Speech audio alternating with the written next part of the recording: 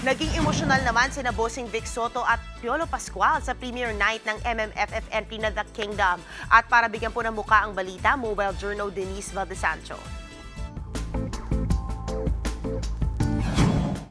Magpapasko na, which means malapit na rin ang MMFF.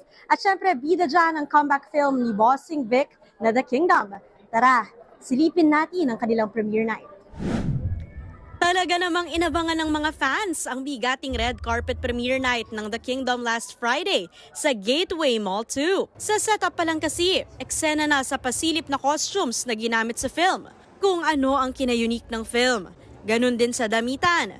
Kwento pa ni Signal TV and MQuest President and CEO Jane Jimenez Basas, naging challenge for MQuest ang The Kingdom dahil nga sa kakaibang tema nito. Alam mo, baby kami no, sa pagpuproduce ng pelikula. We started last year with Gombursa, with Pedro Penduco, and with a warm reception of the films that we did last year. Sabi ko, hindi kasing kalidad or even better. So, when the idea of The Kingdom was pitched to me by Direct Mike, at the time, wala pang detalye. Ang sinabi lang niya, ito yung konsepto, at sana tanggapin ni Bossing Vic at saka ni Piolo. In attendance din sa Signal and MQuest Chair Manny V. Pangilinan. Ang friends and family naman ng cast, di pwedeng di full support, including Jose Manalo and Wally Bayola. Pati si Marco Gumavao at Dominic Roque. Si Kyle Etchari naman. Sino kaya ang sinusupport for the night? Siyempre, aking kapatid si Piolo Pascual. It's a genre that hasn't been touched yet, and we're moving up in the industry, and I think Kingdom is a very big part of it. And I'm super excited to see where we're going in Philippine cinema. Aakalain mo ring mini reunion ng mga Soto dahil halos complete ang family ni Bossing Vic. Ang cute na si Baby Tali with Mommy Pauline. Of course, andun din. We're very, very excited.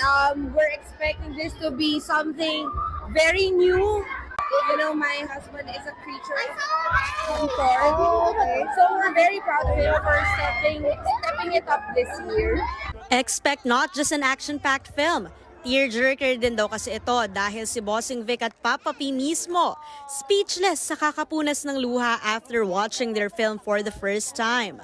Galing lahat eh. Ito na yung handog natin sa Philippine cinema.